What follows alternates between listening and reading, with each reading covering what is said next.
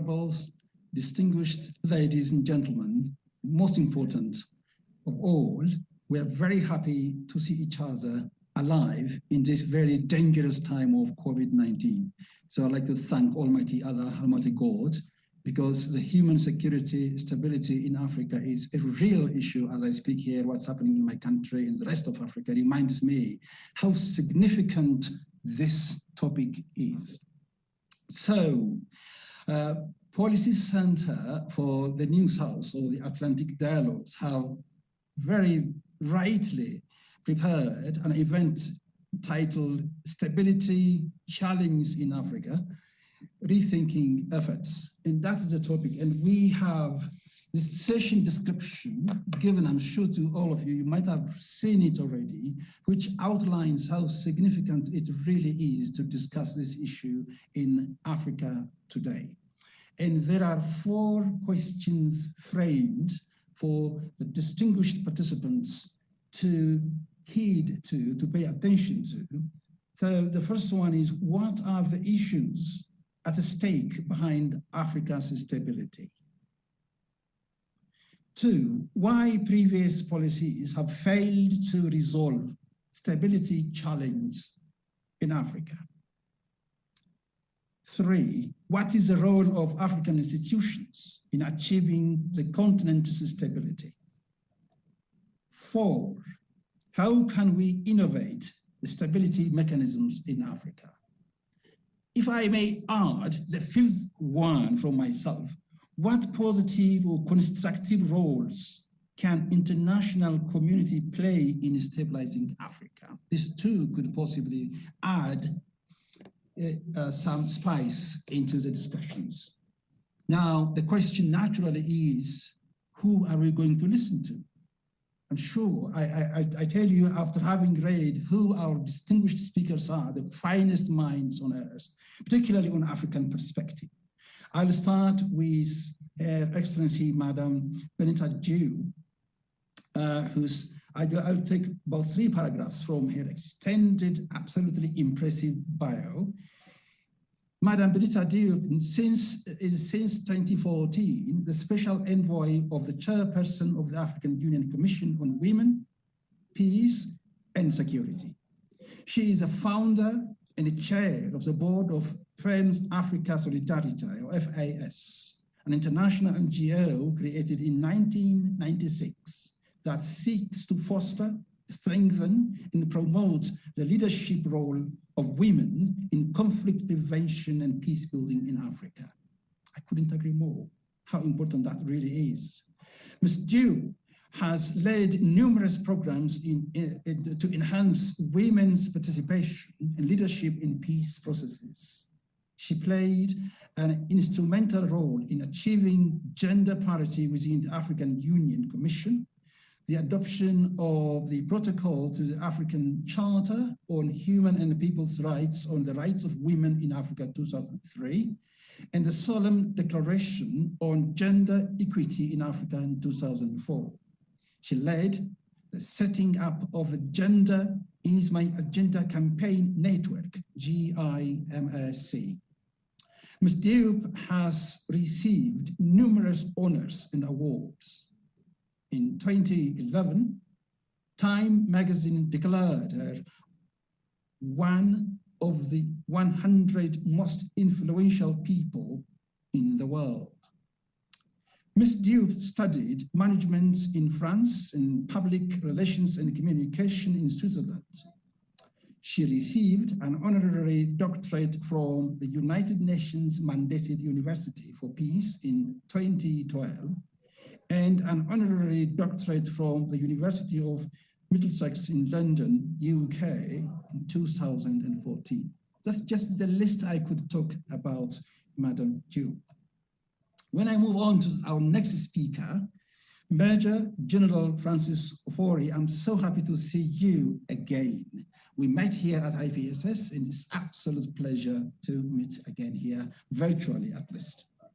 So Major General Francis Ofori was commissioned into the Engineer Corps of the Ghana Army in August 1985. Don't start guessing age. No, please listen to the accolades he has achieved. He has successfully completed all his mandatory career progression courses. The courses include Command and Staff College Junior Division, Nigeria from January to June 1993, and Ghana Armed Forces Command and Staff College Senior Staff course from September 1998 to August 1999. He did a comparative command and staff course at the United States Army Command and General Staff College from June 2001 to June 2002. Is a graduate of the South African National Defense College in 2012. Major General Francis Ofori attended the German Army Engineer School, Munich, and the United States Army Engineer School. He has participated in the UN Senior Mission Leaders course in India and Senior Strategic Leadership programs at UK Academy and courses attended at the Kofi Annan International Peacekeeping Training Center include the Disarmament, Demobilization, and Reintegration course, DDR, Conflict Analysis and Mediation course, and Election Observation courses. Major General Francis Ofori has held many appointments. If I continue to be honest reading its volumes, I might go up till midnight. So as to save some of my time, I'll just chop some of them and straight go to the final parts by his permission, actually. Major General Ofori holds a master's degree in international affairs from the Legion Center for International Affairs and Diplomacy, LECIAD of University of Ghana. He also has a Bachelor of Science degree in Administration, Human Resources Management from the University of Ghana, Legon, and a postgraduate certificate in Public Administration from GIMBA. Major General Francis Ofori is married, and his hobbies are gardening, dancing, and of course soccer. Brilliant, excellent combination. And finally, last but not least, I move on to J. Peter Pham. J. Peter Pham, he joined the Atlantic Council as a distinguished fellow in March 2021. After concluding public service as United States Special Envoy for the Sahel region with the personal rank of ambassador. He had previously been Atlantic Council Vice President for Research and Regional Initiatives and Director of the Council's Africa Center. From 2018 to 2020, Ambassador Pham served as the United States Special Envoy for the Great Lakes region of Africa at the U.S. Department of State with a mandate from Secretary of State Michael Pompeo for coordinating the implementation of U.S. policy on the cross-border security, political and economic issues in the Great Lakes region, with an emphasis on strengthening democratic institutions and civil society, as well as the safe and voluntary return of the region's refugees and internally displaced persons. In March 2020, he was appointed the first ever U.S. Special Envoy for the Sahel, a position created to assume the lead in shaping, devising, and coordinating U.S. strategy on cross-border security, political, economic assistance, and social issues arising in the Sahel, as well as coordinating with both international partners and U.S. government stakeholders to help return the Sahel to stability through a program to enhance security and support governance, political liberalization, social progress, and economic development. The list is very long, so I will just again, to save the time, I'll rush to the last one. Ambassador Pham is the author of more than 300 essays and reviews, and author, editor, or translator of over a dozen books, including most recently, Somalia, Fixing Africa's Most Failed State, which is 2013 edition. Brilliant. So for people who really are hungry, asking themselves, who are we listening to? Who are we going to listen to? This is what we call in communication, speaker credibility. So these are the finest minds, which I told you already from the very outset. And they are going to address those 5 questions which I set forth from the very outset. Once again, what are the issues at stake behind Africa's stability? Why previous policies have failed to resolve the stability challenge in Africa? What is the role of African institutions in achieving the continent's stability? How can we innovate stability mechanisms in Africa? And finally, what positive or constructive roles can international community play in stabilizing Africa? So, as you might expect, naturally, then we'll start with Her Excellency, Madam Benita Diop, to start off. Now, you've got about 10 minutes to break the ice for us. Thank you very much, Excellency. Thank you so much, Mr. Jonas Adeto, our moderator. Thank you for giving me the floor. But first of all, let me just thank the Policy Center for the New South for the invitation, but also to say that I'm sitting here in Addis Ababa, you mentioned, in Ethiopia right now at the African Union headquarters right now, and speaking from where I am as in my office as special envoy. So I think what you said on the question of stability challenge in Africa, I think that the issues are really complex. And I'm sure maybe at the end of our conversation, we can have some recommendation to the, as you said, to the international community. But because the issues are dynamic, every time it's changing, and we need to see how we adapt ourselves on the issues of stability and security in our continent. I think, first of all, I wanted to highlight few key issues. The deficiencies of good governance. I think we cannot ignore what we are facing right now in the continent. We have seen so many coups d'etat, Guinea, Mali, Sudan, just to name some of the few. I will start with that. But also the issue of leadership, because at the center of it, I think, is not just the issue of governance, but also the issue of failure of leadership. And I think closely connected to that, we can also talk about the deterioration of democracy, where we observe the unconstitutional extension of power through change of constitutions, and also the fact that when we manage our electoral processes, as we have seen in many countries as well, and the fact that we are always saying the winner take all. It's not just Africa, it's elsewhere, but this also exacerbates the situation there in our continent.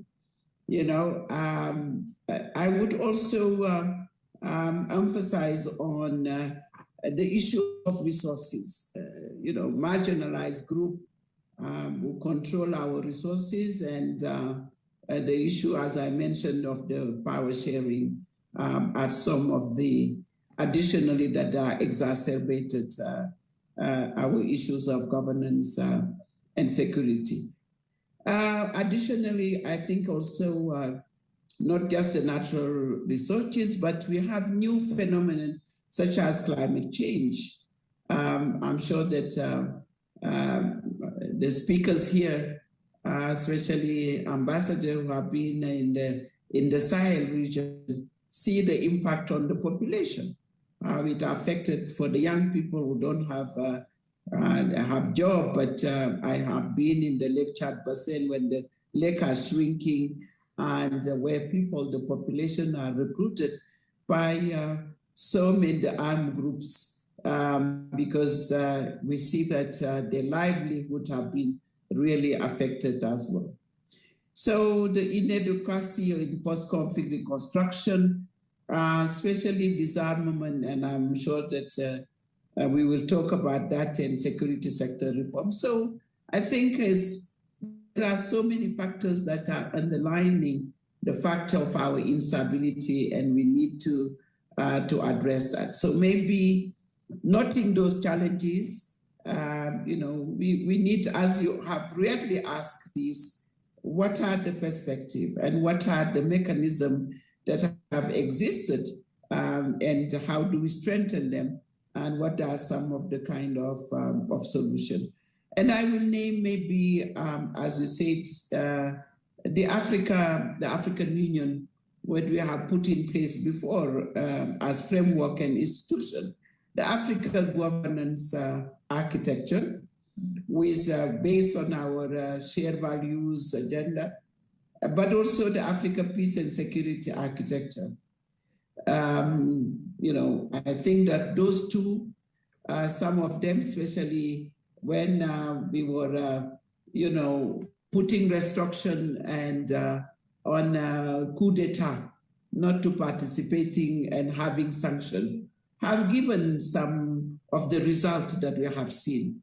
But now I think we see that emergence of more coup that are coming, and we need to revisit. I'm sure we will talk about APSA pillars and AGA platform to see how we're going to look at them.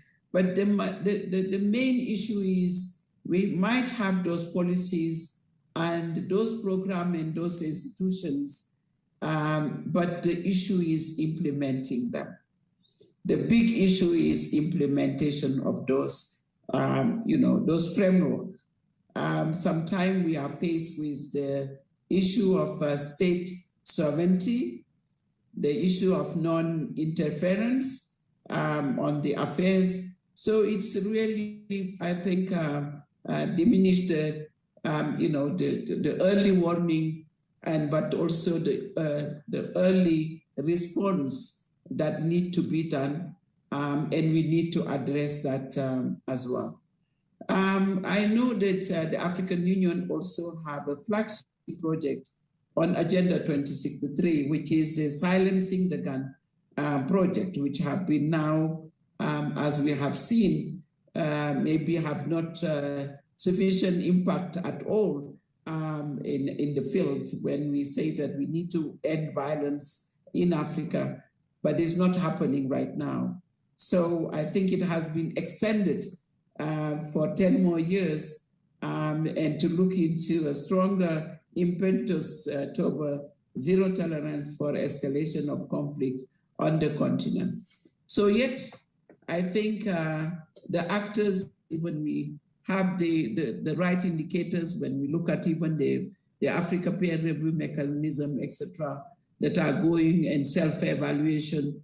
But then what we see is that, you know, we detect, we know the problems, but, and we try to solve it by sending missions, head of state and so on, but former head of state and others, but we are not able really to put enough pressure and sanction to make sure that we address some of those challenges that we see. So accountability, and naming and shaming, and making sure that we put the right thing. And I think that is where we need to concentrate on our effort. I think I will stop there for the time being and be open to the discussion, further discussion. But as we say, we need to create, and that's your question. For me, I'm not talking about today the violation of human being, because this we need to have human right at the center, the right of the people. Either it is a human security dimension at the center of the discussion. When I talk about leadership deficit, is those who care about their population and to make sure that we don't see violence against women, rape has been used as a weapon of war. Those are the fundamental, the people are the humanitarian assistance, so many things that are, you know, lacking behind. So I think by mentioning accountability of our leader, we need to create an ecosystem, for me, of our shared values with the accountability, the right mechanism, but also to make sure that we came at the right time and we are able to stop the kind of violence that we are seeing in this continent. So I stop there and open to further discussion. Thank you very much. Thank you very much, Excellency. Thank you so much indeed. I can see Ambassador still complaining that he can't hear us clearly, but I hope through process he might listen, he might hear us as well. So I now come back to my our brother and friend who's been also, of course, with us from Kofi Annan Center. Now is your turn, focusing particularly on the issues at stake behind Africa's stability. Really, that the major issues that you think, and you might also like to focus on the security reform aspects, just focusing because of your own area of specialization. General, now over to you. You can unmute yourself.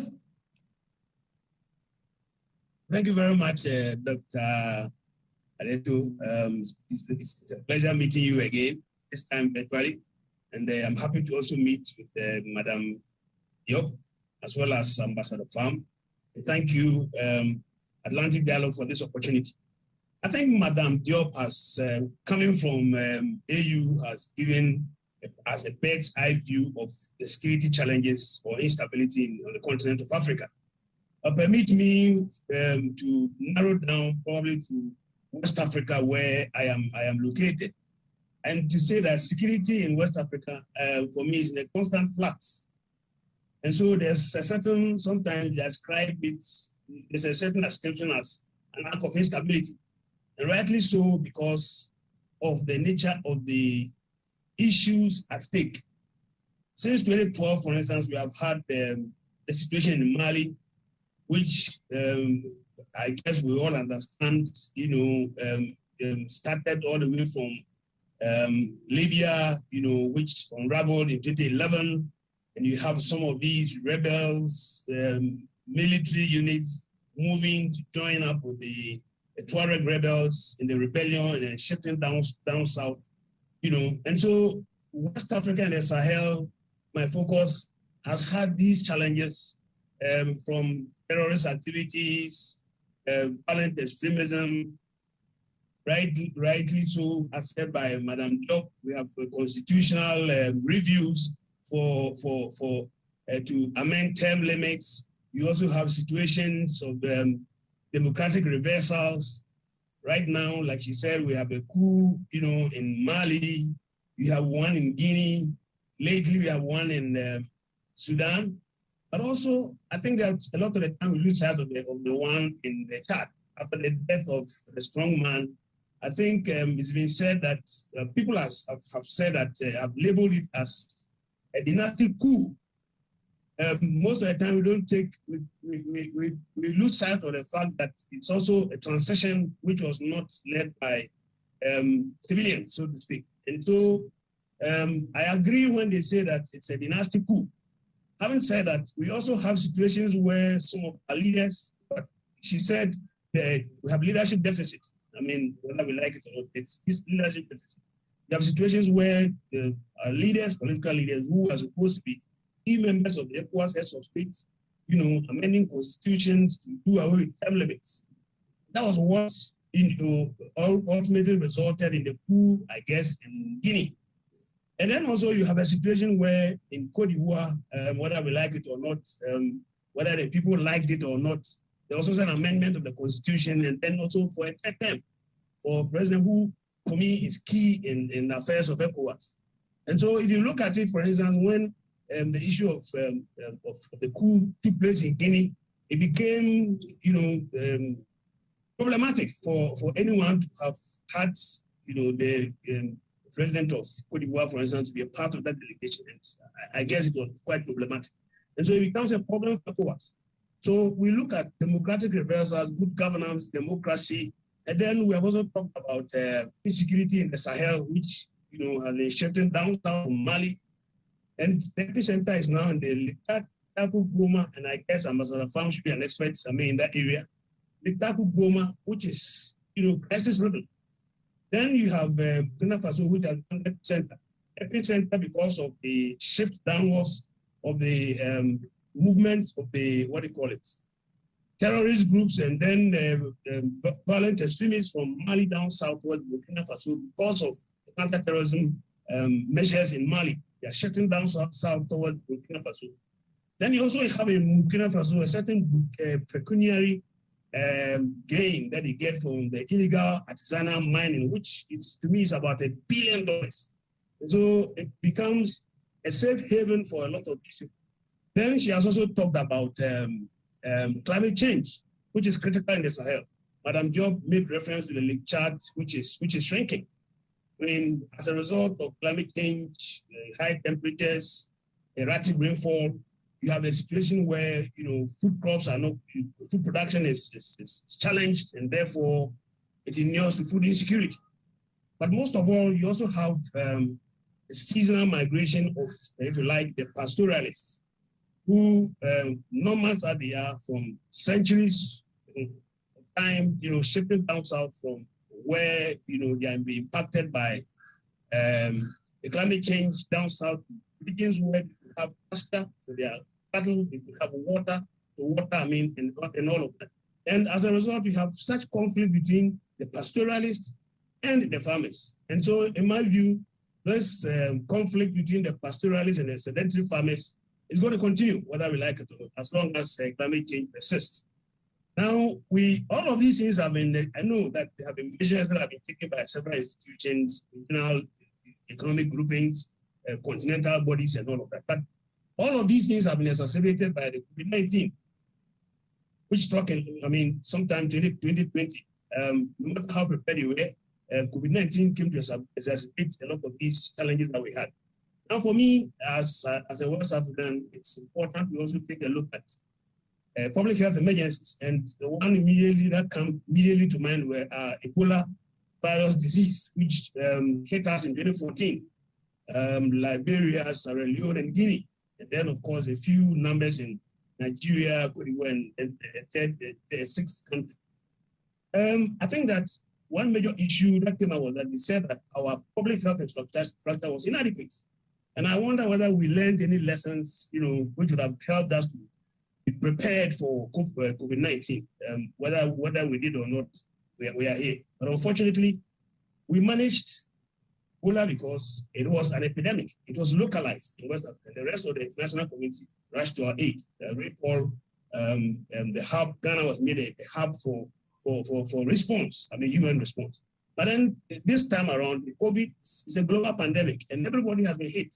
The donors and the partners who could help us in West Africa are themselves challenged. And so these are issues that, for me, have compounded the security situation in West Africa. So essentially, I have looked at extreme violence and terrorism. I've looked also at democracy and good governance, whether we like it or not, democratic deficits. We are changing constitutions. There are contestations of electoral results and stuff. I think that there's not much that we would have learned, along the way. And then I have talked about climate change and then also the impact of public health agencies, looking at the Ebola virus disease, and now which was then an epidemic, localized, juxtaposed it with COVID-19, which is a rather global public health pandemic. Thank you very much.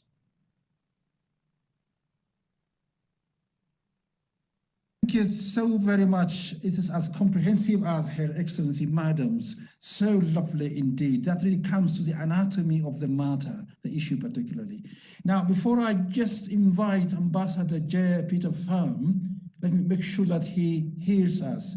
Hello, Ambassador, can you hear us? Are we together? Yes. Oh, brilliant. Excellent. I'm here, Dr. Jonas. I'm very happy to hear that. So those 4 questions we put forward, if you remember, the first one was the main issue, and the second one was why mechanisms so far we had failed to address. So what should be done? Just these are the main issues, if you like. And you can also focus on African institutions, including the AU and maybe REX as well, RAMS, REX altogether. Thank you. Now over to you, 5 to 10 minutes you have got. Yes, Ambassador.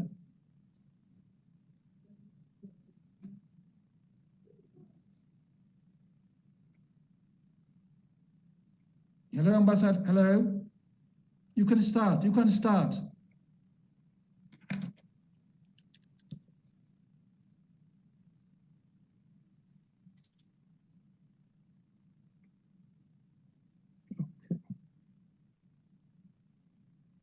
Hello? Yes, Ambassador, can you hear us? Ambassador Farm? Yes, thank you. Thank you very much Yeah. For that recap, Dr. Jonas.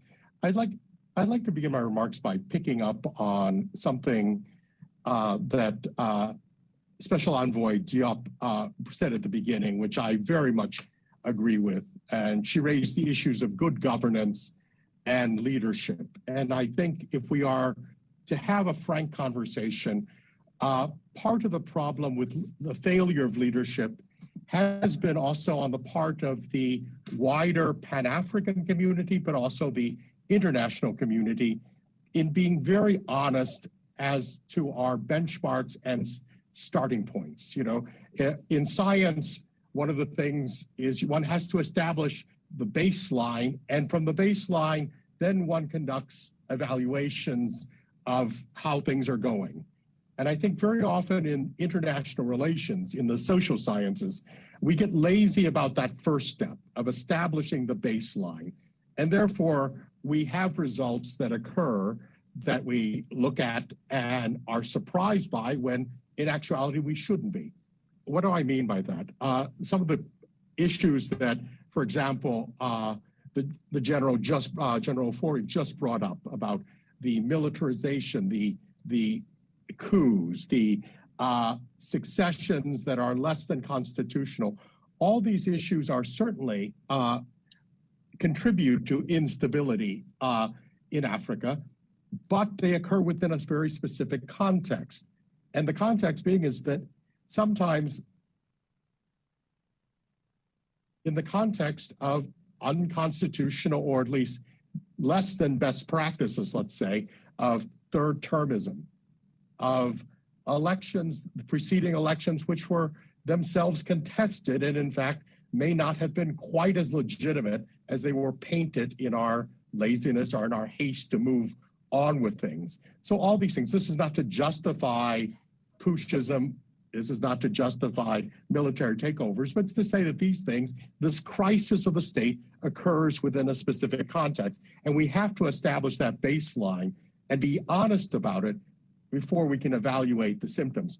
Now, one of the key symptoms I've argued in the past, and certainly when I was working as the U.S. Special Envoy for the Sahel, I repeatedly brought up was the issue of state legitimacy. The question of whether the state established itself in relationship with the citizens, with provision of basic services, basic goods, security, education, health, that they had this rapport. Without that legitimacy, of course, they're going to come under challenge from violent extremists, from jihadists, that military men can exploit those situations and to stage coups. All these things happen, but they happen within a context. One has to also establish some baselines, be very frank about where we come and how to build from there, rather than presupposing that everything is right until whatever catalytic event raises pressure. And I think that willingness to look at institutions, to look at reality is key, both for the African institutions, which increasingly have shown a willingness, at least, which is a very welcome change from years past, a willingness to deal with some of these challenges, but also on the part of the international community in its need to be honest as well as helpful in these situations. Thank you very much, Your Excellency, Ambassador. That's absolutely excellent. And it also hits the nail on the head, particularly that's the state legitimacy or crisis of governance that clearly reflects what the preceding speakers put into the context, into perspective. And maybe there is one more question toward the end, which is very important one, but I was still looking for questions coming from the audience. So far, I haven't seen one. In that case, then I'll take this opportunity myself to pose more questions. There is a very interesting statement here. State legitimacy in Africa, some people would come through coup d'etat and then they say, I am your leader, or through rebel movements, then I am your leader. Sometimes they happen to claim the source of the legitimacy to be a foreign country, a donor state, rather than the very people they are supposed to serve. So what do you think international community should do? And Her Excellency raised a very important question, extremely important question, or issue regarding that naming and accountability aspect. So some governments become more accountable to foreign forces rather than to their own people at the same time, because of that legitimacy question, because they were helped, assisted by some others rather than serving their own country. And therefore, I'd like to listen to you. What type of role should be played by international community, constructive engagement for individual states in Africa? Who wants to come in? If I can take a first stab at that answer, Dr. Jonas. And certainly, when I was serving in the United States government, we emphasized the necessity of following the African leadership. And I think Africa really is leading the way internationally in establishing a new series of norms. And I think it's a very welcome change. It's that the norm of the neighborhood, the subsidiarity principle. Of course, it's been there philosophically for many, many, many years. But subsidiarity, the regional economic communities, the economic taking ownership of it. We saw that just in the last 24 hours. Now, one can agree or disagree with specific provisions of what the Economic Community of West African States, ECOWAS, decided at their extraordinary summit in discussing the challenges in Mali and in Guinea. But one has to give them a great deal of credit for leading in taking decisions. I'm old enough to remember a day when in Africa, it was always absolute state sovereignty. No one interfered in the inner workings of other countries. Now we have this maturing norm where the neighbors have tax them, but a co-responsibility. So I think that is something very, very precious, very, very innovative, but it needs support, not just from other African countries and the African Union, but also from the international community. When I was special envoy for the Sahel, our policy was to ask, the first question was always, what do the G5 Sahel, the group of 5 Sahelian countries established nearly a decade ago of Chad, Niger, Mali, Mauritania, and Burkina Faso, what do they want? What is their view rather than that of some of our longstanding international partners who may have different interests and different perspectives? It's that local legitimacy, that piece that has the long-term sustainability. The neighbors will always be there. The people of the country will always be there. International attention waxes and wanes if we are honest about it. And I think so that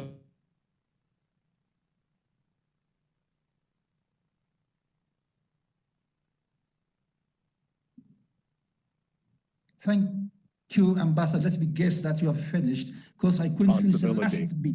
Oh, okay, right. Thank you very much indeed. Yes, that is definitely remarkable. From non-interference to non-neutrality is absolutely, one can say, African invention in governance. And Madam's speech on state sovereignty still is an issue, seems to be sort of following colonial neoliberal mentality, this global south, global north type of this division, as if some governments outside of Africa have been giving instructions to do this, do that. If not, then you can't, if you don't go my way, you are damned to this and that. So how do you see, particularly, let me come to Her Excellency, Madam, this intervention aspect again, the state sovereignty aspect? Yes, Your Excellency.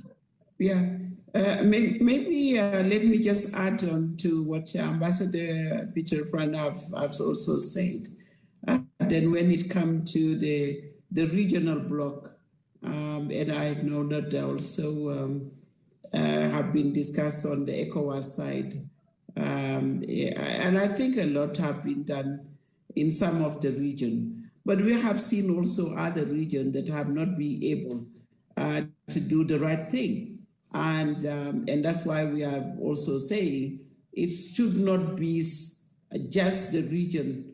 If we see that there are failure of the region to intervene, we need to find another way that we can also maybe at the global level, at the African level, because Africa should lead, of course, but we need to also to make sure that this issue of non-interference at national level, at the regional level, at continental level, we need to address them. And that is where we have been blocked, because sometimes you go to, when you see obviously that something is happening in the country, and you send, for example, the panel of the wise or a dignitary or special envoy, they will say non-interference in our affairs.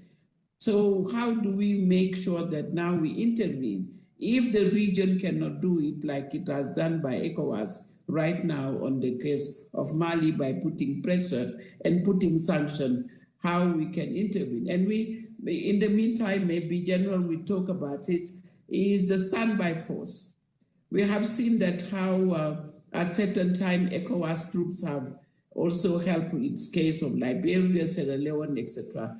But how do we make sure that really our, we have an effective troop that can, when we see the failure of the state, and when we talk about the issue of state legitimacy, for me, it's important we look at the state who doesn't deliver to its citizen. Not just the issue of the coup and etc. by seizing the power, but where you fail not to give the assistance to your people, the education,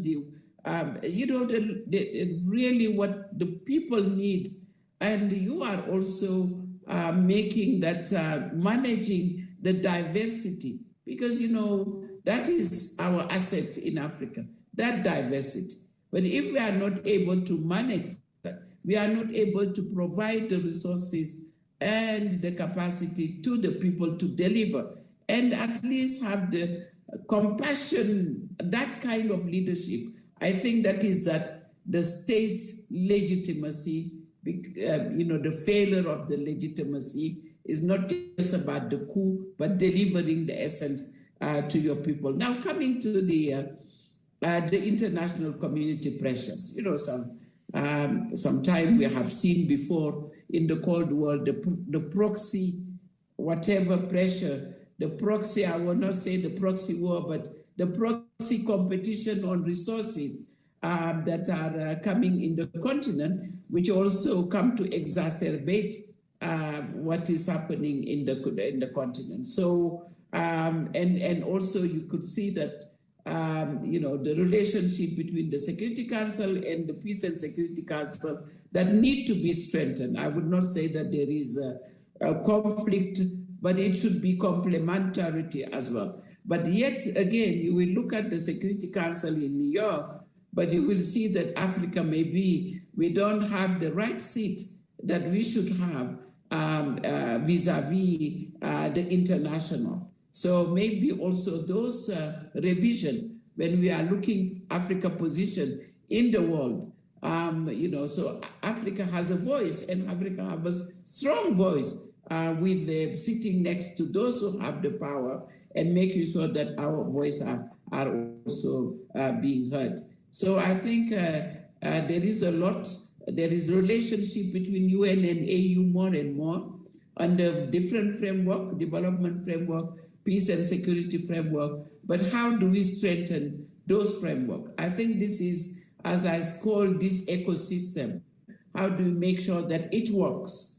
How do we make sure that it's not just about putting those policies to structure the system, but how do they communicate? It's sometimes you really work on silo, and that's why we're losing efficiency and whatever, and we need to address some of those challenges. I stop there, thank you. Thank you very much, Excellency. That's absolutely, it's very, very important, very informative, insightful as well. And maybe could General add on to those points before I go to questions coming from the audience? Yes, Excellency General Faure, can you? Yes, please. Thank you very much. Thank you very much, moderator. I think that increasingly it's become clear that we have shifted from the Westphalian principle of sovereignty and come to a situation where there's a little bit of flexibility, of not sitting aloof to watch as humanitarian crisis, come into play. Madam Diop made reference to this sovereignty issue. And for me, ECOWAS, I think I want to take this opportunity to commend ECOWAS for the kind of things, the kind of decisions that sometimes they take. For instance, I want to make reference to the Gambia. If ECOWAS had stood aloof to watch the then president, to throw the card of sovereignty, we wouldn't have been in this situation. And so ECOWAS took the decision to deploy, the ECOWAS standby force made up of troops from Nigeria, Ghana, Senegal, and ultimately we had a certain transition, that was well managed, and the former president had to flee. And so sometimes this issue of sovereignty, when it doesn't inure to the benefit of the citizenry, it's important that ECOWAS steps in, because ECOWAS is supposed to be ECOWAS of the people. And increasingly, it looks like sometimes the citizenry, when you go down and they look at ECOWAS as ECOWAS of heads of states, and rather than sometimes what they prefer to say to refer to as ECOWAS of the people. So that is one point. And also, let me also make reference to the international community. You see, for instance, with the situation in Mali, you have all kinds of organizations, multilateral institutions that are getting involved. You have MINUSMA that are deployed. You have G5 Sahel. You have Operation Barkhane, now Operation Takuba. Transition from one to Barkhane now to Takuba. And then you also have the multinational joint task force in the Lake Chad Basin. You have the EU training mission. You have EU capacity, mission. And so a plethora of all of these mechanisms, if you like. But as far as the Malians were concerned, it looks like the expectations were not managed well. The Malians felt that MINUSMA, for instance, was there to protect them. And therefore, to protect them against violent extremists, terrorists, if you like. But then MINUSMA had not succeeded, in explaining, for instance, telling them what their mandate or terms of reference or mandate was. And so each time something happened, the rebels came and hit and went away. The blame went squarely. This is what the Malian government with MINUSMA. And so they had not succeeded in managing the expectations of the Malians. But also, it's important that, you see, this whole issue of legitimacy. The political leaders look for legitimacy from the international institutions because they have a certain leverage. That leverage is, one, the recognition that if you are, international institution, multilateral institution out of the country recognizes you, that gives you legitimacy. But also, the funding that, is always lacking. If you don't get the funds, you are not able to leverage, you are not able to influence situations locally, and stuff like that. So most of the time, we want to take, legitimacy from international institutions or international, bodies outside, rather than, what the citizenry will always see. But also, let me say that international institutions must, before they come in, probably make sure they understand sufficiently the local situations and conditions, and therefore focus attention on not just on the manifestations of the fragility. It's important that they don't look just at the political level, but also try to engage with local leaders to understand what happens. Sometimes there's a gap between what the political leaders who pander to legitimacy, and therefore they think that once an international institution recognizes them, that's enough. And to hell, excuse my language, to hell with what the local citizens. So it's important that we just don't stick to looking just at the political leaders, but also come down to understand what the women are saying, the youth are saying. But I'm not referred to the youth born in the Sahel as a result of the climate change. If you don't listen to the youth and you listen to the political leaders, I think I'll be making a sad mistake. Now, back to let me refer to that. We were looking at ECOWAS, vis-a-vis ECAS. The Chadian situation, for instance, sitting where I am, I haven't seen much of ECAS. Maybe ECOWAS, AU might have said, have done so much. We have a situation where in ECOWAS, based on the protocol on democracy and good governance, we went in there. Whether you like it or not, they have had meetings about what should they want to see as the transition in Mali, as well as the case in Guinea. But for me, I think that not much has been said from ECAS by way of what I refer to as the dynastic coup in Chad. And so international institutions must always ensure that there's some consistency. Every focus is in West Africa, and rightly so, ECOWAS is dealing with Mali and dealing with Guinea.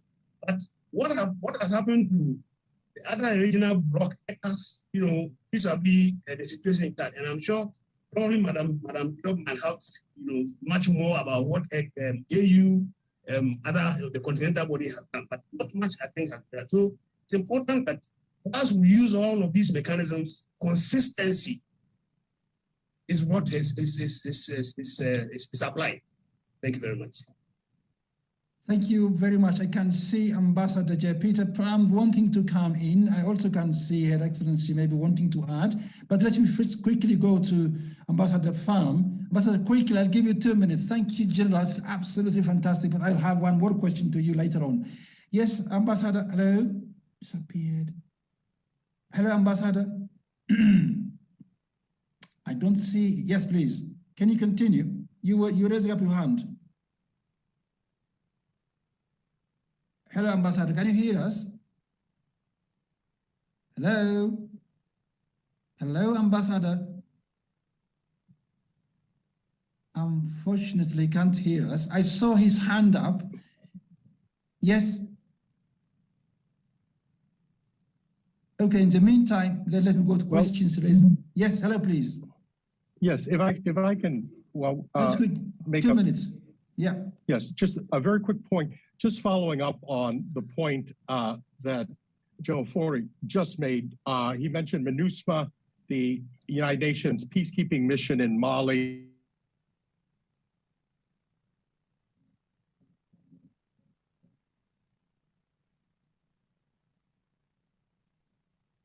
The connectivity is terrible. It's very difficult. I thought it is global South issue only. Probably he may switch off you for a while and then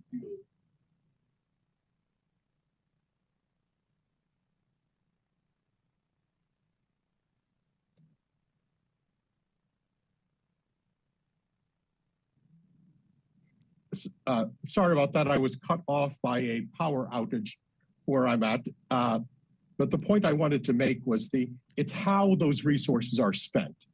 MINUSMA alone, to cite the example that the General brought up, cost the international community over $1 billion a year. Now, for $1 billion a year, I'm sure the General and other experts can come with amount of money invested, sustainable over the long term, and possibly even more effective to carry out some of the basic stability and security issues rather than internationalizing it at great expense. So I bring that up just as a brief point that it's not the amount of resources, although that could always be improved, but it's also how those resources are spent. And we need to be innovative about that as well. Thank you. Thank you very much indeed. We managed to listen to that. A very good one. Thank you so much indeed. There are some questions. By the way, as we speak of international intervention, yes, I fully agree with the regional one, but with the international, let's also take account of what happened in Afghanistan, in Libya, in Iraq. That must also serve as that global context when we talk about this international intervention. It is greater global security context as well. Also, added to that, Africa's place in global security in general sense. Africa doesn't have any seat in the permanent seat with P5, seriously speaking. Africa almost issued instructions rather than, honestly speaking, being in the process of making those instructions. That should also be underlined in this policy dialogue, because we are talking about the ontological stability of Africa. So most of African conflicts have their roots outside of Africa rather than Africa itself. That must be underlined as we discuss. Now, let me move on to questions came from our audience. How can we predict military takeovers in the African countries and help prevent them, especially when we have alarming signals? Is it the region's role to intervene, or the continent, or perhaps the international community? Almost what I was just talking about, but I'm very happy to invite the distinguished panelists to come in. I don't have to keep any order. Anyone willing? May I start with Her Excellency, Madam, maybe? I can see her generous face as always. Excellency. Thank you so much. I think that's, for me, it's really, that question is essential, because we always see the indicators, the signals. We always realize, with the media, but also when we see the human rights violations that exist and all the issues that we said. And if you put that map, that baseline, and you look at it, you see obviously that something, either the people will be in the street marching, or there will be something, even though we should not legitimate coup d'etat, we should not. But we need to look at those signals and intervene, that right to intervene to protect the people. And that's what we are discussing today, that if it happened, massive violation of human rights that you have seen, and that the population, are suffering. So we need to make sure that and again, they said there is a political will. And again, at the AU, I said, Africa has when I look at the policy and the instrument, I said there is some kind of political will. The issue is the intervention, the right intervention at the time where they said it's happening, but you should go and make sure that something happens. You should not wait. You don't see those signals and nothing is done until there is a coup d'etat. And then you say that there is a coup, or then that you see. So I think it's the intervention that need to be done by either the regions, and I again come to say that the level, and we need to see how to harmonize those recs. Because when you look at ECOWAS or SADC, strongly they have been intervening and have a lot of pressure in when crises happen, which is not the same thing when you look at the North Africa or other places. Is not the same setting. We need to reinforce those blocks, because the issue of subsidiarity, as we said, and African Union is applying it, need to be reinforced. Now, you have rightly said it, that we are not sitting at the Security Council with the right seat, and something need to, in the reform, because we keep talking about reform. So it's also a kind of discrimination when it comes to the continent. So what do we do on that? If the international communities want us to solve our problem, and we say African problem, African solution. Yes, but we belong to the world. What affect us, affect our COVID have shown that is not just in Africa, it can be impacting what impact us, sometimes it does impact less on us than on others, So I think we need to rethink the relationship, the partnership that Africa and other at the international, in our peacekeeping. When I take the issue of Somalia, for example, right now, where the Africans have done their best to intervene at some stage to make sure that our African troops are there and make sure that we do the right thing. What about the resources? Sometimes you see the UN military be paid double next door. I visit Somalia many times. Next door it's a double payment of that soldiers, but the African soldiers are being paid less, half of it. So you will see that double standard also, even if we are doing the same job, are affecting also that kind of relationship. So it needs improvement. I think political will is there, but it's really the actions, the real action and the field that we need to make sure that that partnership works. Thank you. Thank you very much. I think I can't thank you enough, to be honest, for that very penetrating, very insightful response. It goes well beyond the event here. And thank you so much again. Thank you. General, do you like to add on to those questions? I think they are very pertinent to you too. Yes, please. Very well, very well. I think that Madame Diop has said a lot,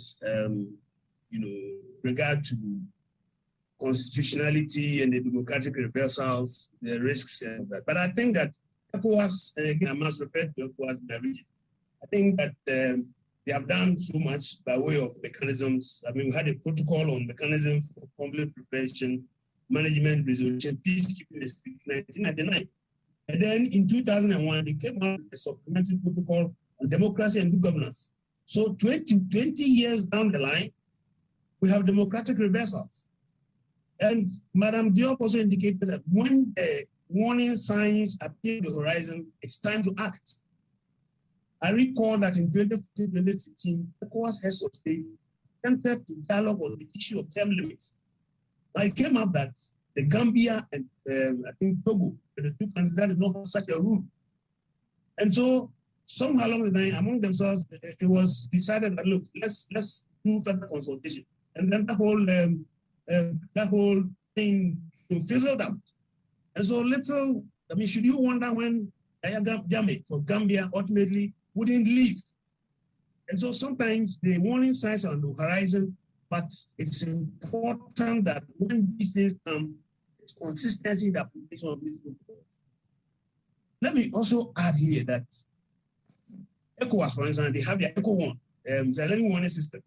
And periodically, they're supposed to be briefing and also alerting member states about things that are happening.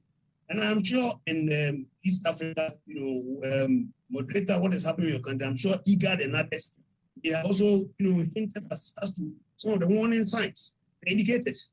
So it did happen. When it happened, it's time for us to act. For instance, if you look at Guinea, when the term limit was being tampered with, and the question, I'm a soldier, I'm not asking, but question that sometimes participants and students, the conference, and they ask, where were our leaders? Where were our leaders when the term limit was being tampered with? And so the warning signs come and it's time to act. Sometimes they look at the warning signs and then the response.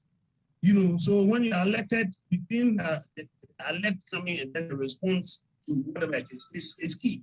So our leaders should also understand that when the warning signs are on the horizon, it's time to act and to be consistency in all of this. Thank you very much. Thank you very much indeed. That definitely is yet another substance that can respond not only to that question, but also possibly in strengthening our early warning systems and response mechanisms as well. Whenever we see those signs, how prepared we should really be nationally, sub-regionally, regionally. Of course, that's a very, very crucial issue. Does Ambassador hear us? Can you hear us, Ambassador? Hello? I think you could remove your camera and then you can speak. That's what I have written on the chat room as well, so that you can speak. Can you hear us now, Ambassador? Yes. Hello? Yeah. Oh, yes. Yes.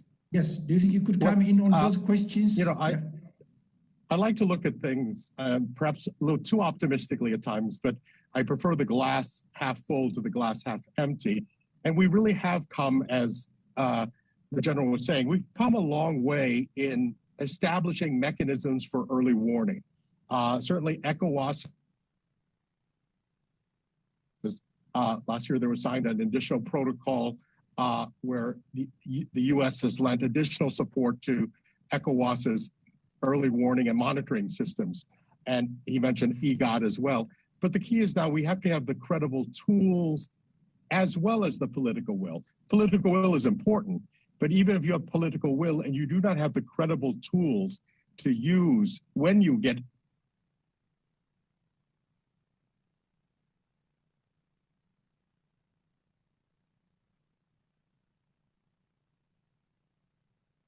Hello, Ambassador. Hello. in the international toolkit are very primitive. They're very blunt. Sanctions, travel restrictions. They're important symbolically, but in reality, they don't often have much impact on the people you're trying to communicate against. So we have to develop smarter tools. What those are, I don't have the answer, but I think it's a question that needs greater discussion, because asset freezes on someone who has no assets is symbolic, and that's, I guess, important to a certain extent to have a symbolic gesture, but it really doesn't impact.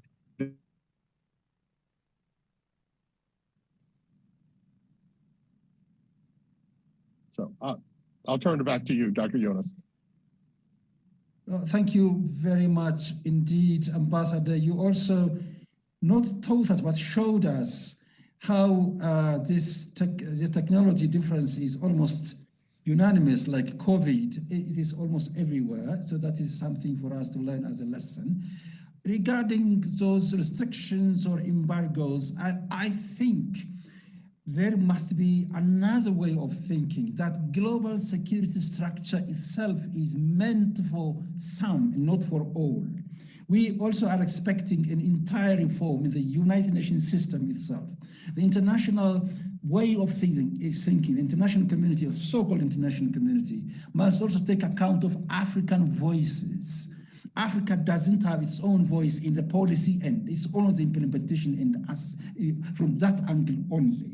I think that still colonial mentality, if you like, slave trade mentality, if you like, this civilizing mission aspect, that must really be dealt with. And this research, this whatever we discuss here, is not simply to maintain status quo, but to bring about new ideas and how to really reform the United Nations, how to include Africans, Asians, Latin Americans, so as that we can have a better United Nations that functions for all, not only for only 5. I think that is a very important issue for us, particularly in the academia, in the policy level, in the African Union, and at all levels. We should really continue looking at new way rather than maintaining the same way, which favors only those for 45, 50 years. So I think the time has come here. So look at embargo or sanction. The sanction is really most of the time disadvantaging the very ordinary people rather than people there which are suspected. And same time, I also would ask you, who are these international police that are policing while our people are dying? If they're very people that are talking about democracy, human rights, but I could also see George Floyd. I want to praise, silence it.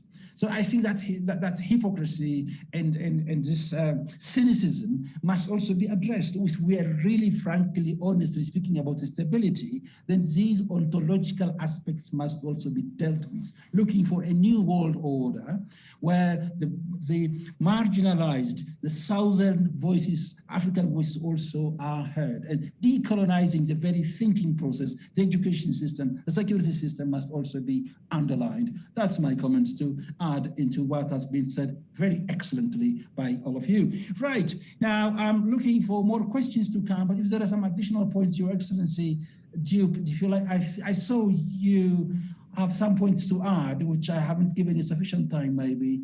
My apologies for that. No, thank you. I think it's a great conversation. As you said, we need to have that frank, Ambassador have said that, the frank discussions as well. But also, I think Africa have to also speak with one voice, which is the difficult part, our integration. You know, we accepted maybe some time to be divided, and we accepted also to follow our colonial masters. And I think that also complicates some of our, we already being culturally or linguistically or divided. So we need to look at, our shared values, our culture that can unite us, things that really can bring Africa together and not dividing Africa. Because if we are strong, because Africa have everything. We have our resources. That's our problem right now. But if we are wise enough to see how do we utilize our own resources, how do we concentrate not just on the power, but concentrating on what African people, the citizen need, maybe we will be able around that to make sure that our leaders come together and make sure that we deliver to the people of Africa, and being strong enough to challenge also, as you say, the international, for us to be sitting at the right place and making our voice heard. I think, and again, when we talk about resources, we have the youth and the women. In bulk, when you see the demographic dividend that we have, Africa is a feature of the world. We have still, impacted a lot on our natural resources. We have the sun, we have the water. We have everything that, could develop. But yet we have this big issue. The elephant in the room is that kind of good governance that we started with, is the issue of this democracy, the issue of respect of human rights. I see General, when I talk about good governance, he laughs, yes. And I think those are some of the issues we need to address to make sure that we move on in this next century that are coming, because they will have bigger challenge than, or not just this, but climate, as we said, and the disease that we have seen, and to learn from that. For example, the Ebola, the COVID, and those are coming because the prediction that there will be more of that. So are we prepared for that? Or are we just going to be in war? And I think those are issues that Africa need to address, and to face the international community that we are strong enough and we are able to address our own issues, and especially the youth and the women. Today I deliberately not talk about the power of the women, because I know the leadership of women can also be something to transform. That I'm convinced, that's my conviction. But we know also that it's a long way to go in our continent to make sure that women are on the top, and we make sure that we contribute meaningfully to the state of affairs of this continent. But we glass half full as half empty, as Ambassador have said, but we prefer to say it's half full. And that's where we are. Because as I said, there are political will, there are a lot of instruments that have been put in place, in the thinking, and also, but the issue is the action, the real action that are needed. Once we get there, it's step by step. But when we get there, I'm sure that we can transform, and we can get as your first the stability of Africa, because others are not stable either. You talk about Afghanistan, you talk about the state. Maybe they have strong institutions. You have seen what happened in America in the recent elections as well. But because they have strong institutions, they have been able maybe to address it. But we have seen crises in election, like you would see crisis in many other countries. So I think it's applying the what we have put in place and making them efficient, and that's where Africa needs to concentrate as well. Thank you.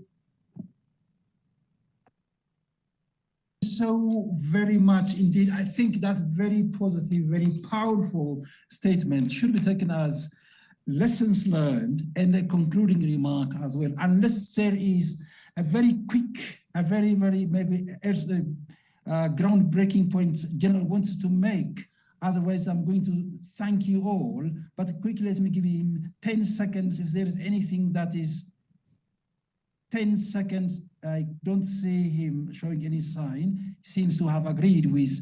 Okay, very well. Let me just make a quick one. Well, I think that a lot has been said about these sanctions, and Ambassador Pham talked about rather targeted sanctions so that the citizenry that are meant to be protected not be the ultimate sufferers. And so it's important they look at that. Also, we should avoid, for me, in ECOWAS region as well as the Sahel, I think that in attempting to resolve conflicts, there's the primacy of the security track. But you see, the HIPPO report did comment on this issue that political solutions are the ones that are more sustainable. And therefore, would you seek to allow, once the security track is able to, provide a certain environment, allow the security track to also proceed so that we're able to, come out with a more sustainable solution, which are most of the time the political track. So thank you also for the opportunity. Thank you very much, General. Thank you very much indeed. And Ambassador, do you have, I'll give you 5 seconds. Well, thank you again for this opportunity, and my fellow panelists for their indulgence as well as the technical difficulties. The only thing I would say is on the security front and thinking of human security very broadly, Africa is the future, not just because of the youthful demographic that Special Envoy Diop brought up, but also because of the continent contains within it the resources necessary for our transition to climate adaptation, the resources necessary to sequester carbon, all sorts of, so Africa is increasingly strategic, and it's up to Africans, and this is my invitation to my African sisters and brothers, it's up to Africans to use that to best effect in the conversations that are taking place now. Security of our entire planet hinges on Africa. Beautiful. Absolutely. Thank you so very much. Indeed, that's very positive. Mr. Moderator, I'm very sorry, Mr. Moderator, but let me just make this comment. I'm very sorry for this brief interruption. With regard to democracy and good governance, Kofi Annan International Peacekeeping Training Center, in conjunction with the Kofi Annan Foundation, is jointly hosting the Kofi Annan Peace and Security Foundation forum on the 8th and 9th of December. Let me also add that ECOWAS, we know, is considering a review of some of the protocols. So we, will create a platform to allow us to be able to dedicate ourselves to the commitment of democracy and all of that. So yes, this will be a platform to help crystallize all of these comments. And I know that one is also trying to hold a certain consultation on the same protocol on governance, democracy, and governance.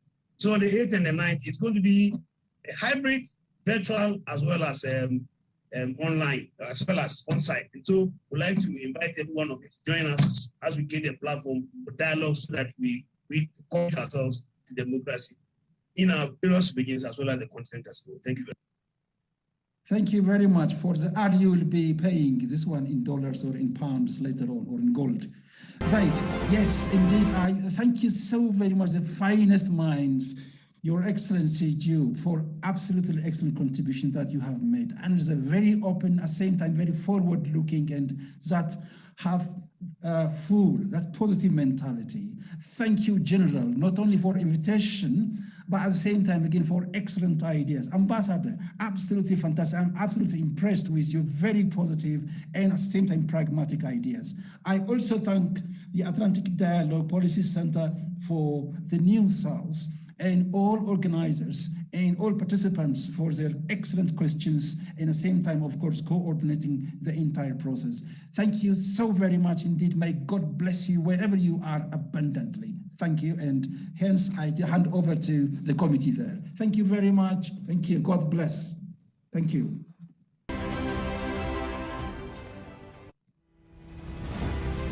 Organizers, now